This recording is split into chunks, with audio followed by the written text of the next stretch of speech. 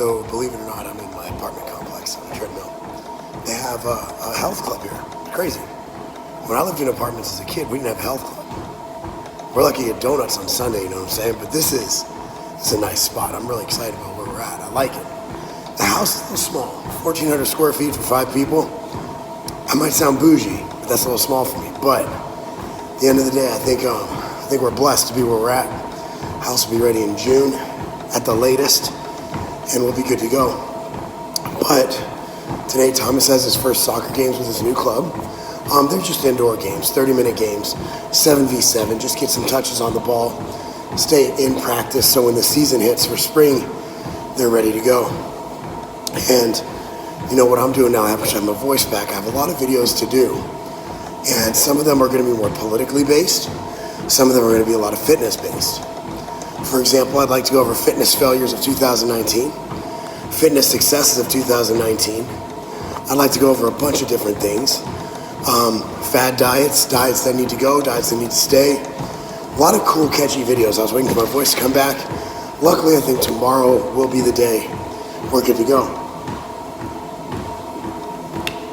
So people keep asking why I left Illinois. My answer is usually a simple Google search will tell you that, right? Look at Illinois, it and New Jersey, and now California are the top states people are leaving from.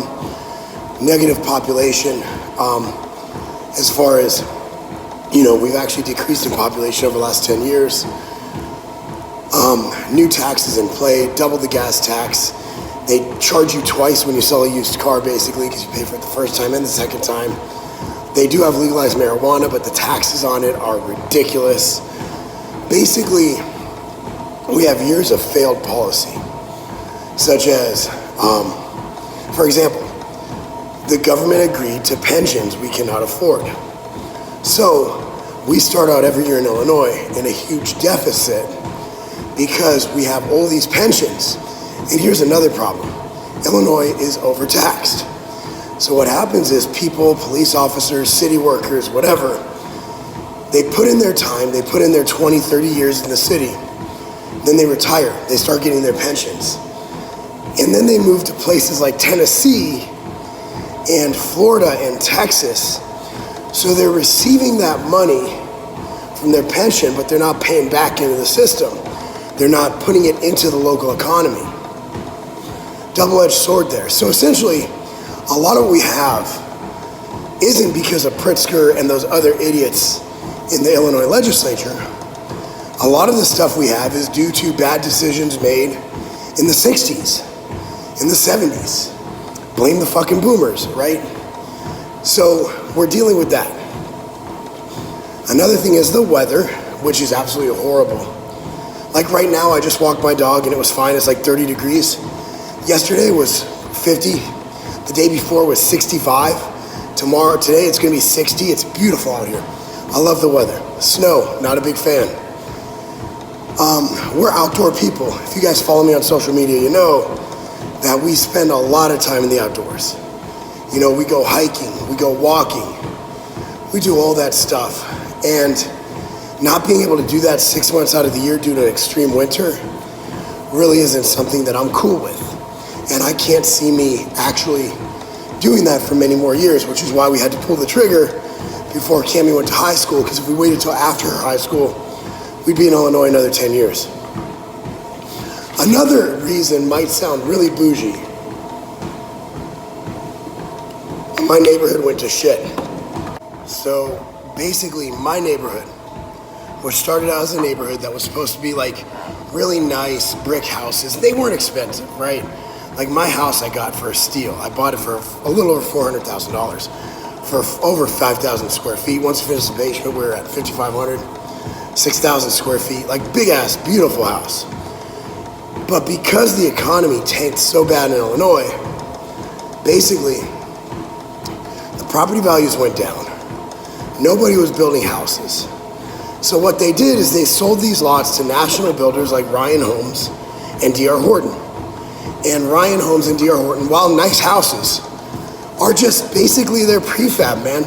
They come in, they have the walls already built, slap them together, they all look the same. There's no If you guys can picture my house, beautiful brick and stone.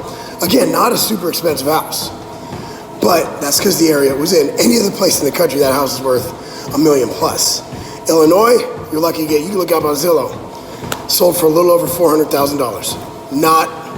We lost money on that house. By the time we put all the upgrades, we had over $150,000 in upgrades. The basement, the mudroom, the garage. So we lost our ass on that house. But we sold it for more than we bought it for, which in this market, we had a woman down the road selling a house right now. She purchased it for $570,000. She's lucky to get $390,000. That's fucking terrible, and that's because the property taxes are so high. That goes back to taxes. We have the second highest property taxes in the country, next to New Jersey, which, by the way, is another state people are fleeing from. So all these builders came in. So you have these beautiful legacy brick houses, right? And next to them is essentially the house behind us, looked like a double wide. It was a really crappy single story, 2,000 square foot home. Not saying that's not good. It just didn't fit. It's like putting a trailer in the middle of Bel Air. It just didn't make sense. So our neighborhood started to look weird. The people were great. I'm not saying they weren't nice people living in the houses. I'm saying it just looked weird. It looked weird, our neighborhood, and that was driving the property values down. I predict our house will sell for $100,000 less than we sold it for in the next 2 years. If they were to put the house for sale in 2 to 3 years, it will sell for $100,000 less than what we sold it for. That's how bad it is in Illinois.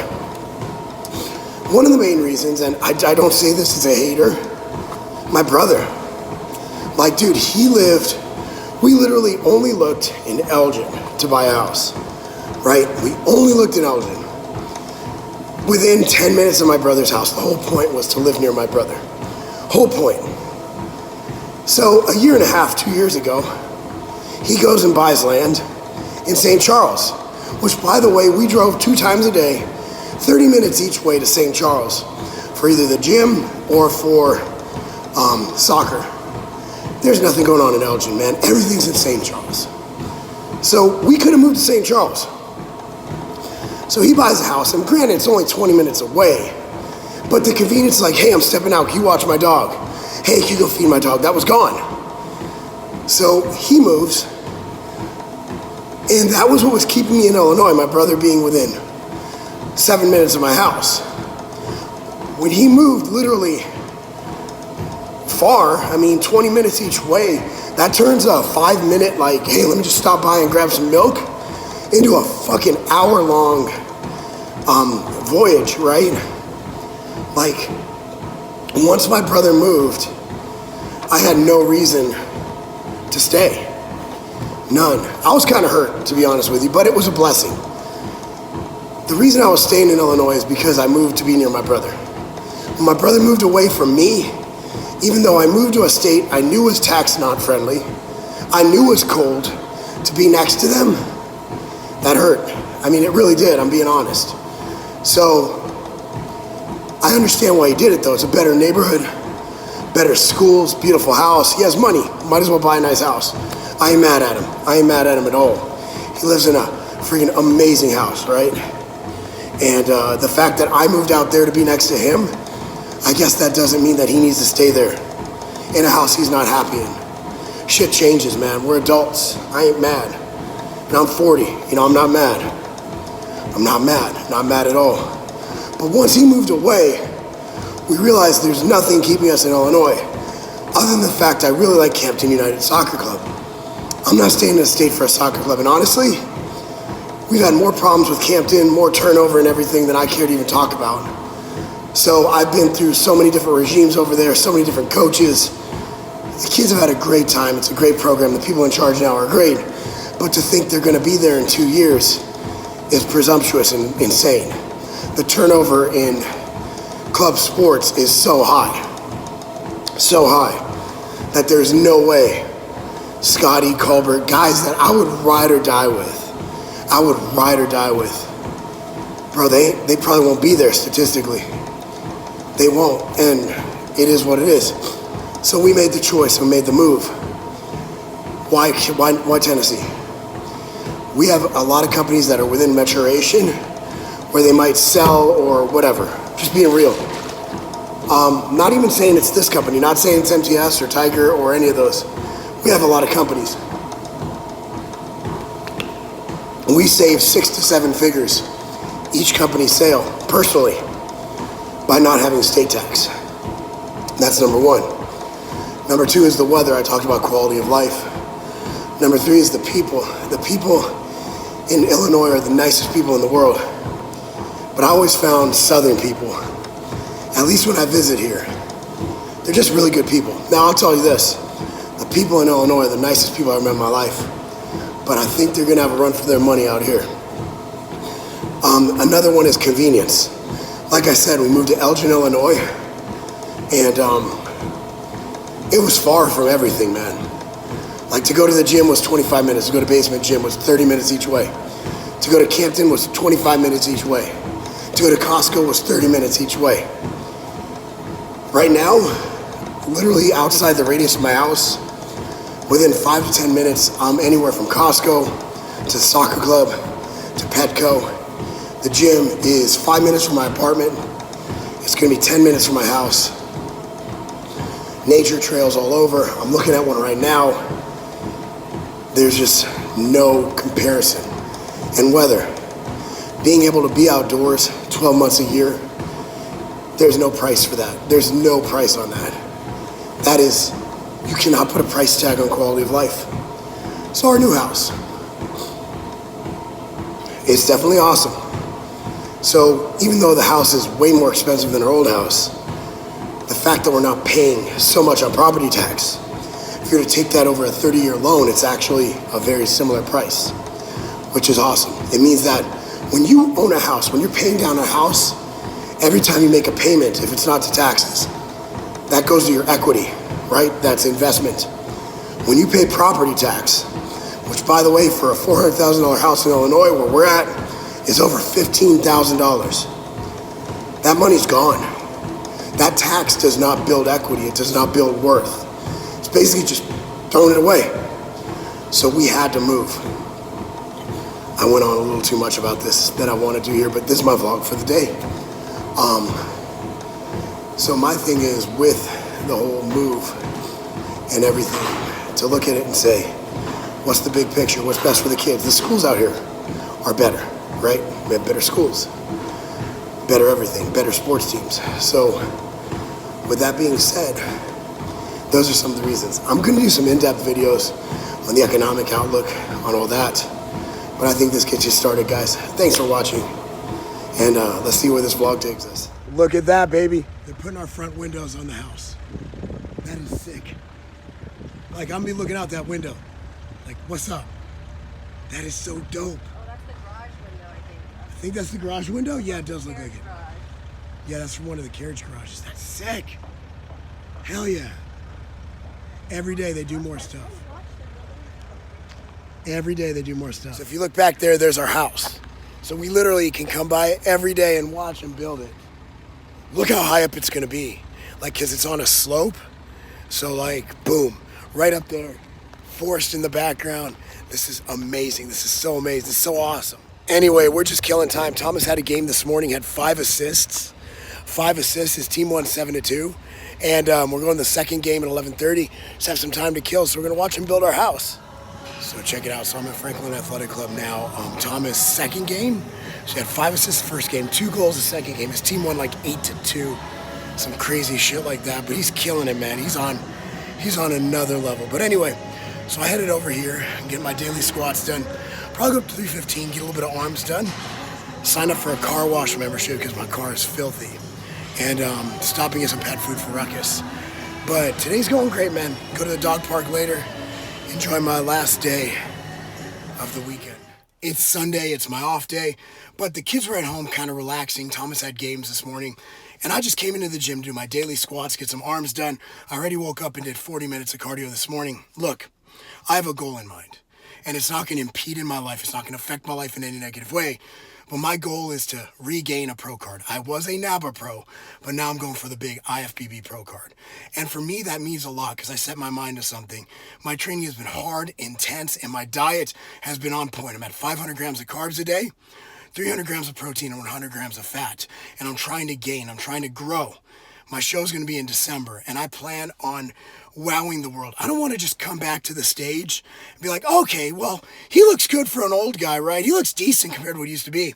I want you guys to look and say, he should have never competed before the age of 40, because what he's bringing to the stage now is something truly special, and that's why I'm coming back. Marcus is doing his thing, man. Look at him. He's just on his own little world right there. No, he's trying to catch you. Oh, he's got one. He got one. There he goes. Oh, here comes another one. Get out of there. Ruckus ain't having any of that. That white dog has. Look at that speed, man. Ruckus on performance-enhancing drugs. So we actually have an office space here. Check it out. We've taken over the entire lobby area of our apartment. This is now MTS headquarters, Nashville. Yep, there's Katie. Big shout out to Marc, Lumberjack. They're wearing flannel. Yep. Marc is definitely approving of this outfit. We have a little pre-dinner snack. I have an outright bar. What flavor you got? Butterscotch? But it's Sunday night. It's 5:30 p.m. Kids are upstairs probably killing each other. We have work to do. We're here for you. So we're sacrificing our kids' lives for you. Just want you to know that. By the way, I want to just be forthright and honest. We had a big fight as a family, man. We did. 1,400 square foot, 13-year-old daughter, and 2 little boys. Nah. If we don't get out of this place in 4 or 5 months, man, we're gonna eat the fat kid like Lord of the Flies, man. We're gonna eat the fat kid. Stone Cold Steve Austin. Look who I ran into in LA. Good to meet you. I've been watching your videos a long time. Tell me about this protein bar. So it's the outright bar, man. It's all natural ingredients, made with real food. None of that. You ever want to work out? You want just a little snack, a little bar before training, but you know the other bars might give you a gut bump. Right. This is something that doesn't have any prebiotic fiber, no glycerin, no sugar alcohols. It's whole, real food. That is a tasty bar. Really? It's easy to eat. It's not too chewy. Normally eat something like this with a big ass glass of milk. That's good. So it's like a It's really cookie. good. No, it's not good. If you want, we also have the. Want to try the almond butter one while we're here? Love to. All right. So That's this a is badass bar. This is made with almond butter, Steve. That's a winner too. Really? He's badass. Good protein bars. Where can people find these? Well, they can find it at many retail stores. You can find it at tigerfitness.com. 2 badass protein bars. So they get 2 double middle fingers up from Stone Cold Steve Austin, and that's the bottom line.